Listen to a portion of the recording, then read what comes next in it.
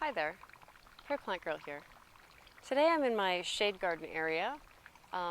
You may have seen this area in a few of my other videos. I planted it up last spring and it's been growing in and doing quite well. But I've been on the lookout for some Brunneras to put into it. So the other day I found a couple of Brunneras that I want to try in this area. The reason I wanted these is I wanted this area to be mostly whites and light pinky kind of purpley colors. And I thought the Brunneras have these beautiful kind of silvery white markings on their leaves. You see this one here, just gorgeous. I thought they would be a nice addition in here. And I have a lot of sedums that have crept in. I don't know if you can see to my right and my left, there's big patches of sedums with these bright yellow flowers. And they're a nice plant, but they're just not what I want in this area here. I think the Brunnera will give a nice texture with these big heart-shaped leaves, and they do well in low light to shady areas. So the first one here that I have is called Emerald Mist, and they have a nice, all Brunneras I think have a nice, a light blue flower, but they're really insignificant. What I'm really looking for is the leaf color and the leaf texture and shape in this area. So the Emerald Mist that I'm holding here, see, it grows 24 inches tall and 12 inches wide. So I'm going to try it in here. I have an area here right kind of back into my right, and this area is pretty empty right now. There's a big strawberry plant here that I need to cull out as well. But then there's a Helleborus right here and a couple of trilliums. And then I have a fern planted here. And then this area here in the spring is full of spring ephemeral bulbs. Oh, what are they? Corydalis. And they're really nice, and they come up and they fill this area in for a month, maybe 6 weeks in the spring, early summer. And a nice ferny foliage and nice light pink flowers. But then as the heat comes in, they fade away and sink back into the ground until next season. So I need something to fill this area in after that. And the Brunnera, if I recall correctly, will take its time to come out and really get established in the spring. So I think that'll be perfect. We'll have this nice ferny foliage come in here with the Corydalis, and then we'll have this fill in afterwards. This particular variety on this tag says that it's only hardy to zone 4. We are in a 2B to zone 3 kind of area, but I find this little spot here is pretty protected from a lot of the winter winds. It gets a lot of snow cover, and it's right up against the house, so the ground does stay just a little bit warmer. So I picked this area here that's just even that little bit closer to the house, hoping that that will help to carry it through and get it established. So I'm going to put that one there. And then this variety is Looking Glass. And like I said, these are on the discount rack. They're not looking their best right here, but this one gets just a gorgeous silvery texture, full like color on the foliage. It's just beautiful. So I'm looking forward to that. This one is a little bit smaller. It gets 12 inches tall and 18 inches wide. And this one is hardy to zone 3, so I'm not too worried about it here. And I'm going to take it and put it in this spot where all these sedums here are with all this yellow. I'm going to take this out. You can't even see I have a beautiful raspberry sorbet, I think it is Hosta in here. And it's quite beautiful, and it's really being overshadowed by these sedums. So I'm going to pull the sedums out, put this in so they have this leaf texture here against that, and then there's hostas in the back. And then the Trolleus, I believe this is here. So I think it'll look really nice with that texture. And then I don't know if you can see in the shot there, the hydrangeas are just coming into bloom. So we'll have those in there as well with a different texture of leaf and a little bit of white flower as well. So I'm going to get these started. I'm going to get them planted up and other plants moved out of the way. And I'll bring you along so you can see what I'm doing. So I have a large layer of mulch here, so my first job is going to be pulling it back out of the way. Then I brought a bucket so I can get the excess soil in there and not on the other mulch.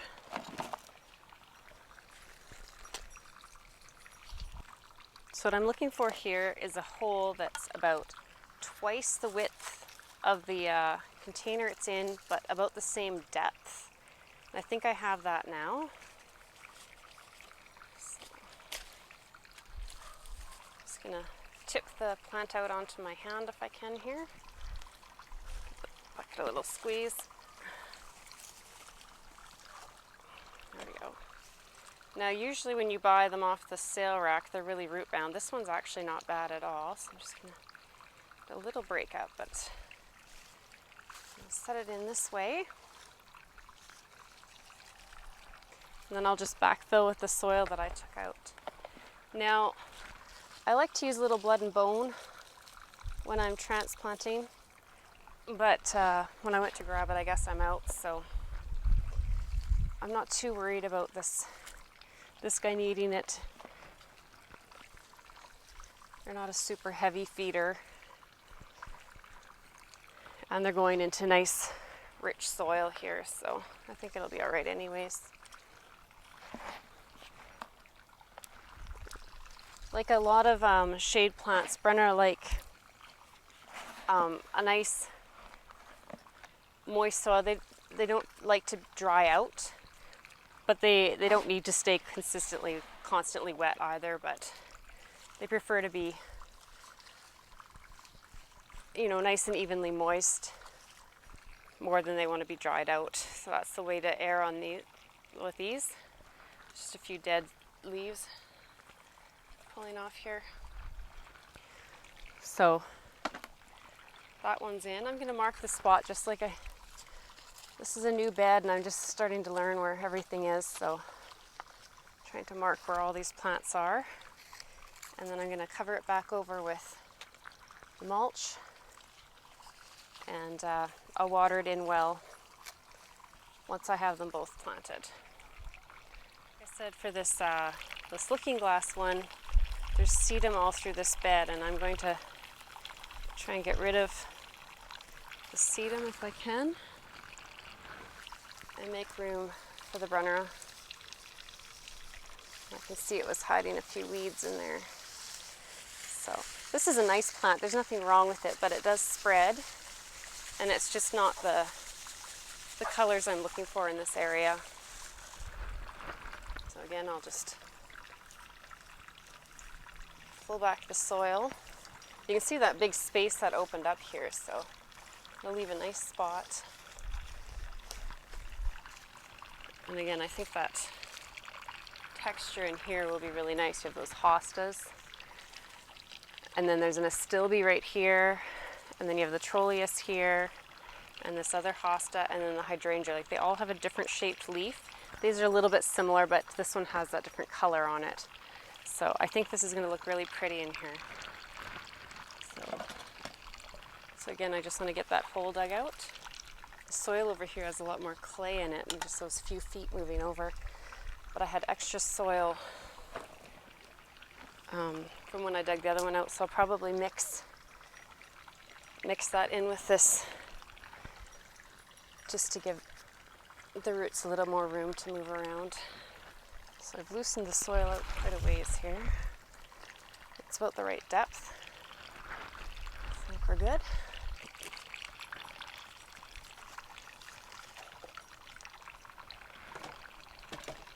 Again, the roots look really good on these, even though they were on clearance. So put that there. Brunneras are really, really unhappy with hot areas, and they really prefer, you know, like a very low light to shady area. You know, very filtered sun, morning sun, you know, 4 hours, 6 at the most, I'd say probably, of sunshine a day. And in my experience, at least in these cold areas here, they seem to be happier in a protected area, you know, on the north side of a building, which this is, where they're going to be protected from some of the real intense winter sun and cold winter winds. So that way there's not a lot of, you know, if you're in a spot that gets a lot of intense sun in the winter, in areas where the ground freezes, sometimes you'll have the ground will be frozen and you get a lot of sunshine on it, especially in the fall and the spring.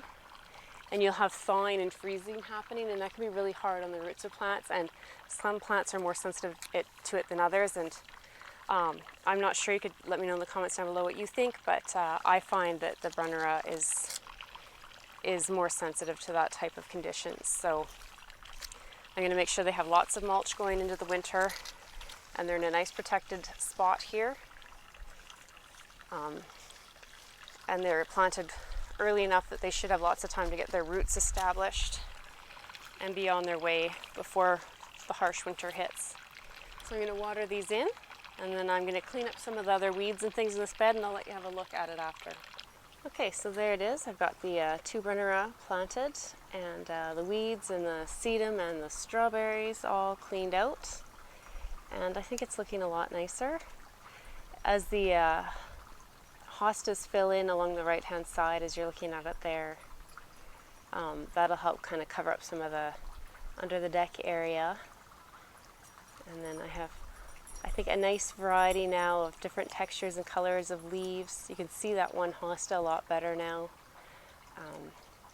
I'll still need to do something. You can see we've had a really, really cool summer this year, and so I have a lot of things that are like the trilliums and the Diodecathon shooting stars, the Hepatica, those, that whole kind of swoop right through there, that could easily all disappear in the heat of summer.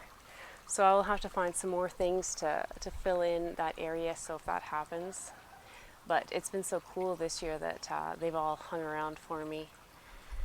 But I'm really happy with how this is coming along. Like I said, I planted a lot of bare root plants last spring, and they're just starting to really come into their own now and hop up. I have a few ferns that I planted bare root this year that are just starting to peek out of the ground now, but that's normal.